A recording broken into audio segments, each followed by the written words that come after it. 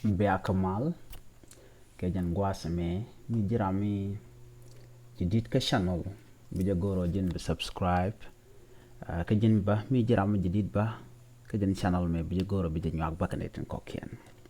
rajan banalin gwasame cha ja gor nene ke men cha gwanyal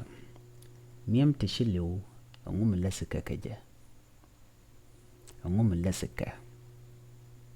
ret chuma misha gor aran jan balin ga jan gwasame Läär me ret chuma kenya mandan Nyawal John Riek redan chalar ki men che nyos kon gwasame cha kon tijene engu mnograno be miem tishiliu ba kalas ka jamo cha gor ka social media ra ke ka page de mo nyuso ajane ya look man cha gor cha no offense cha chan kwenaji ke chan kwenaje yene den kon dong laske ŋɔaani tibu kon kula kwena cha gor ka to kawaide mo anyi mandan ni Nyawal John Riek Eurin mugwa ka gwar ke ka men ke gane de kokien eno de ye lugba ramicho realaka mugoro der lug der tup ka kwite ka mun nastan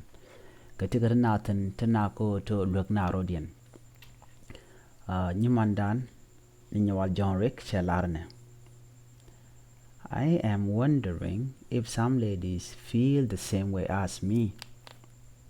Sometimes my gentle heart and spirit would feel heavy when we're fake hair, fake nail polish, and too much makeup. Jen la lo la je ke lon ki la ye la ja kuma. Eno dong mete ka tana te la sharba shitka ke shara je. En landa ka miem ti shanyanka ka ryop ti shanyanka kana makaf ki landa ka powder poinda milla karina jaga beccu ka ta da ra jaga jaga shelarnen I always feel like can't breathe properly and I would have bad dream and difficulty sleeping at night janan chaw da jaga gwa chene yebo along kalan teke lagni ti jaga long ti chenno gwada danan ta toja ka war janana the moment I took them out I would feel a sense of relief, confident, more connected to myself sometimes jan mi chaka wo lara jik bu find bo pal bar jiglo ram tre lore ram gwa ala jana bete spirit ke ye kwat mo gwa mi be jog bar jigo tele mi to point kwad dana cha wo kam makeup ne diala to jane mi take a point jan shawra jika wo en nga chen char chana jika gwa ko kante ti shik gwega chikin yanka ka shan ka jika gwa ajanana I either wear a false wig or a box braids once in a while when I'm busy and I don't have time to style my natural hair, which I mostly do. Ajanatala gwas koto de class code jaka ka shirmi chika ŋɔaani te ronka no de mishwali human hair ke miem ram chiliu la chira mitik ko miem ram chiliu la kan la bna gwinya oto ibu ko la miem ko le jegde ano be miem ram chiliu la fili di ke la do jegde kwa da ni chika la janeto shana jiga gwa duno ntama mila the week ke miem te lada shika miem ram ndane ram chiliu a week bang mishala nje atele je oto miem ran ko miem ran kende ko mudi de long mete ram chi yede jiɛn ba miem ko ba ko real ka ba ko lo nyok ko ka peg midi je wona mo shara jiga gwa tan duno mugora ba week ba jalat lan the week bang man sha human hair ki miem ran anyok naga joto ba jal ka miem ten kone ko za kama ala miem ten content ki ko ska kama lo tele miem to ko kien she mo miem ran ko te ke week ala miem ran karo miam dan like natural air tin jen ka human ke karan ke miam den kon ala nga bang lo shi ke ala week bang natural week I mean week ni te normal tin tel chicken nying ran chi miam ran jawa me go dong den de latan jene I never wear human hair. I can't imagine wearing someone else's hair dead or alive. Although it is natural, I don't trust the energy that hair carry and demon gods that hair was sacrificed to. Jeno kwaje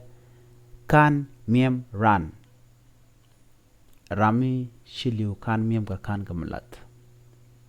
Koan dwala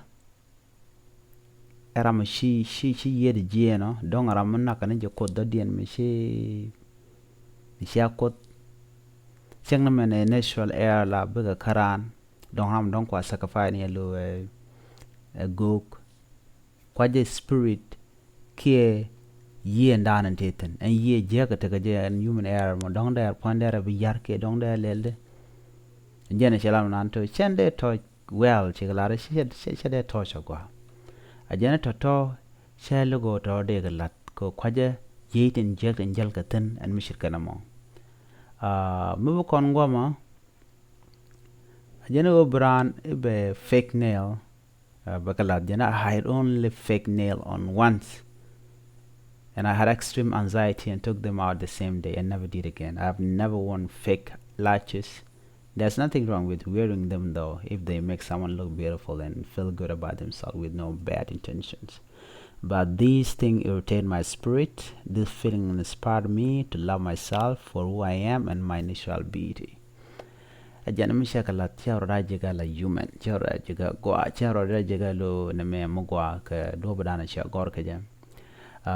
Jene titi gweje chicken go ran ala natural and chikoda chagaje ke ta chinga mugwa ikoda chagaje nguchi chinga je nguchi teke je ko bo la natila fake ne ti chanyanko ko ka tom wi kone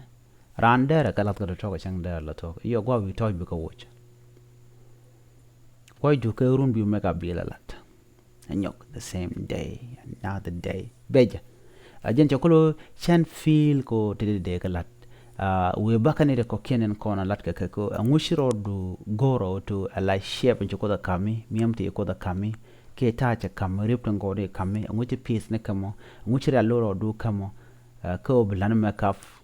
kano be spirit mudo dien ye rada dien bi blood ponjo